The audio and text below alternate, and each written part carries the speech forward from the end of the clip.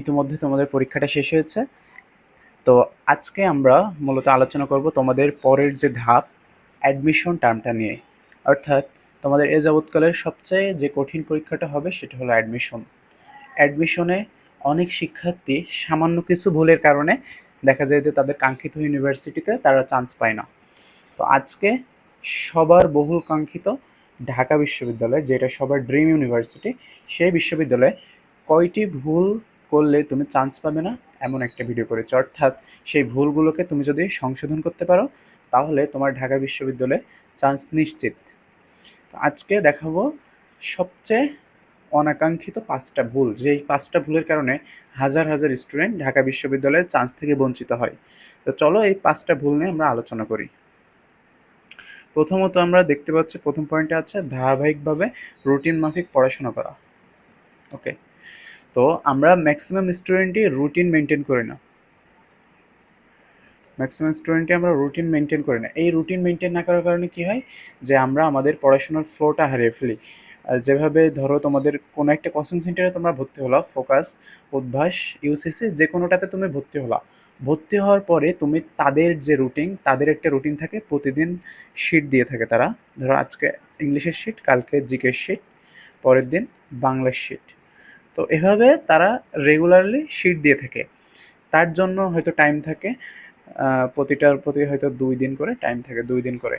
তো এই টাইমটার ভিতরে যদি তুমি ওই পড়াগুলোকে যদি ফিক্সড না করতে পারো, পড়াগুলোকে যদি শেষ না করতে পারো, তাহলে দেখা যাবে আলটিমেটলি তোমার সিলেবাসটা গড়মার হয়ে গেছে। অর্থাৎ শেষমেশ তুমি যখন পরীক্ষার টাইম চলে আসবে তখন আর তোমার সিলেবাস শেষ হবে না, তখন তুমি দেখবা হজবরল হয়ে গেছে, খিচুড়ি পাকিয়ে গেছে। এজন্য আমাদের সবসময় চেষ্টা করতে হবে ধারাবাহিক রুটিন মাফিক পড়াশোনা করতে হবে। ওকে, এবার আমরা দ্বিতীয় পয়েন্টটা নিয়ে কথা বলি। প্রতিদিনের পড়া প্রতিদিন শেষ করা। প্রতিদিনের পড়া প্রতিদিন শেষ করা, এই যেটা বললাম, ফোকাস, উদ্ভাস, ফোকাস, ইউসিসি, এই 3টা বাদে ধরো আরও কোচিং সেন্টার আছে, ধরো আমরা এই 3টা ধরলাম। যে কোনোটাই ভর্তি হও, তোমার প্রতিদিন ওরা একটা নিয়ম মাফিক পড়া দিবে, সেই পড়াটা তোমাকে ফিক্সড করতে হবে, সেই পড়াটা শেষ করতে হবে।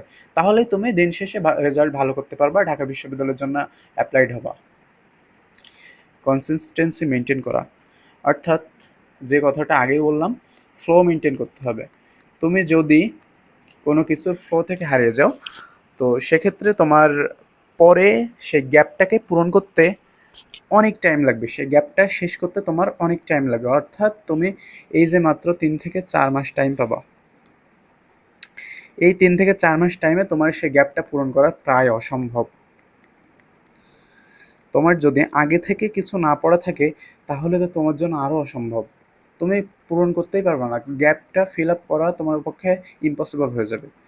তারপরে আমাদের 4 নম্বর পয়েন্ট, পড়তে বসলে পড়া শেষ করে উঠতে হবে।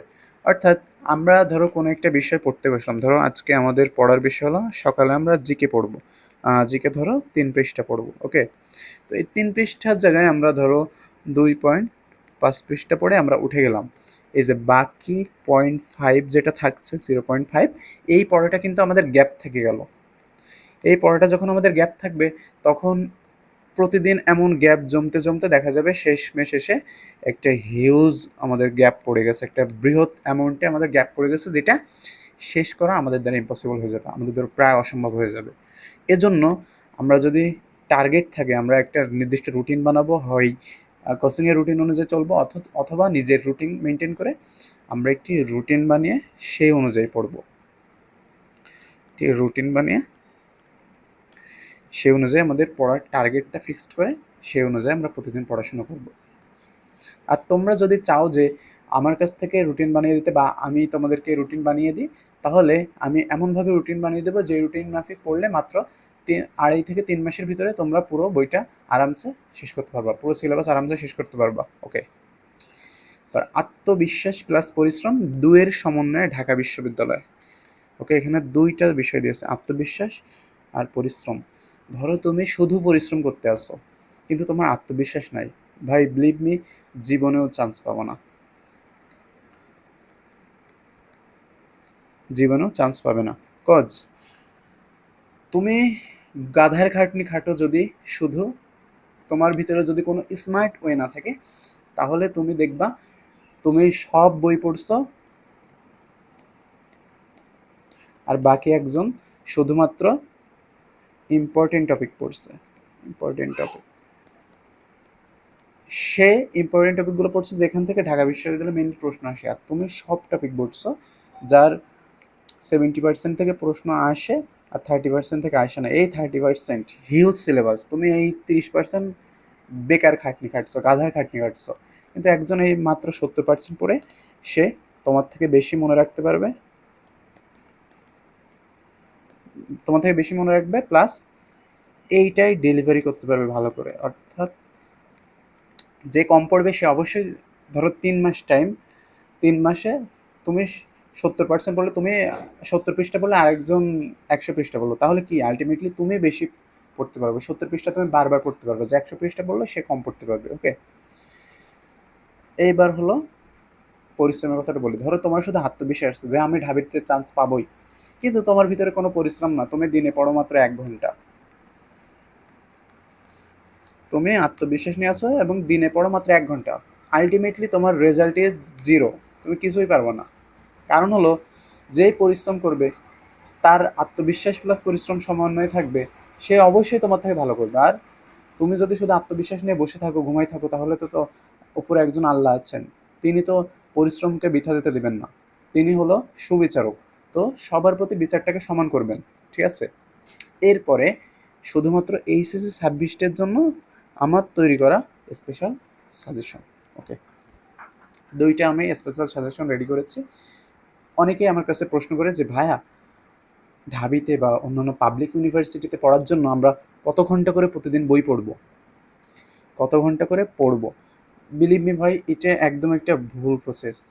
এই ওয়েতে তুমি যদি পড়াশোনা করো, তুমি সিস্টেমকালি মারা খাবা।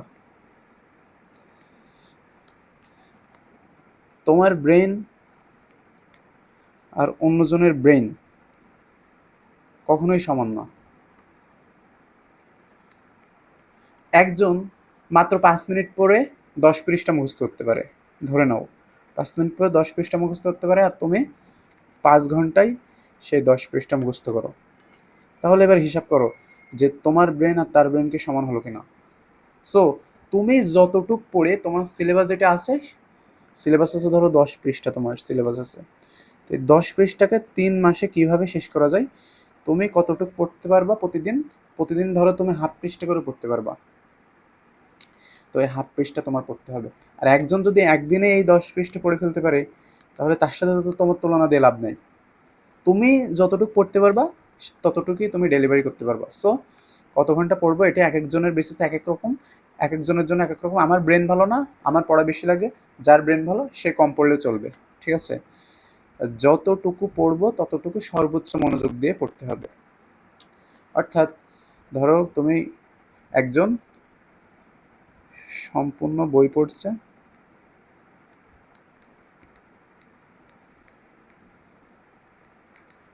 মাত্র 2 ঘন্টা, তুমি সারাদিন পড়ো,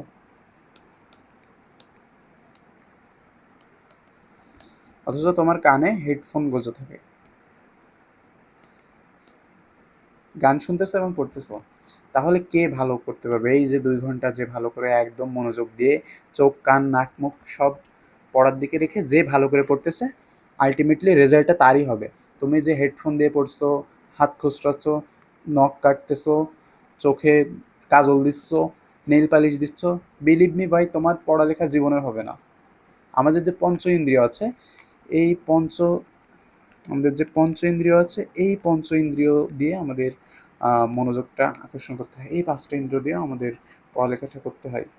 ওকে, যতটুকু পড়ো ততটুকু একদম যতটা মনোযোগ দেওয়া সম্ভব ততটা মনোযোগ দিতে হবে। ধরো তুমি নামাজ যখন পড়ো, নামাজের টাইমে কি তুমি চাইলে কারোর সাথে কথা বলতে পারবা? একদমই না। নামাজের টাইমে তুমি চাইলেই কোনো কিছু খেতে পারবা না। তো পড়ার টাইমে আমরা পড়বো, খাওয়ার টাইমে আমরা খাবো, খেলার টাইমে আমরা খেলা করবো। তোমাকে যে দিনের ভিতর 24 ঘন্টার ভিতরে অ্যাডমিশনের টাইমে 23 ঘন্টা পড়তে হবে এমন তো না, দিনের ভিতরে 7 থেকে 8 ঘন্টা পড়বো। এটা একজনের উপরে ভিন্নতা আছে, ধরো 7 থেকে 8 ঘন্টা পড়বা। আর বাকি যে টাইমটা থাকছে এই টাইমটা পুরো টাইমে তুমি ঘুম, খাওয়া দাওয়া, খেলাধুলা সব কিছুর টাইমই পাচ্ছ। তো এই বিষয়টাকে তোমরা যদি মেনটেন করে চলতে পারো, তাহলে ঢাকা বিশ্ববিদ্যালয়ে তুমি 100% চান্স পাবা। প্রথম থেকে এইটা ম্যানেজ করতে হবে, এই প্রথম যে 3 মাস পাচ্ছ, এই 3 মাস থেকে এই বিষয়গুলোকে মেনে চলতে হবে। তো আমি আছি তোমাদের সাথে রিয়াদ ভাইয়া, খুলনা ইউনিভার্সিটি থেকে। তোমাদের সকলকে ধন্যবাদ আমার পুরো ভিডিওটি মনোযোগ দিয়ে দেখার জন্য। আসসালামু আলাইকুম।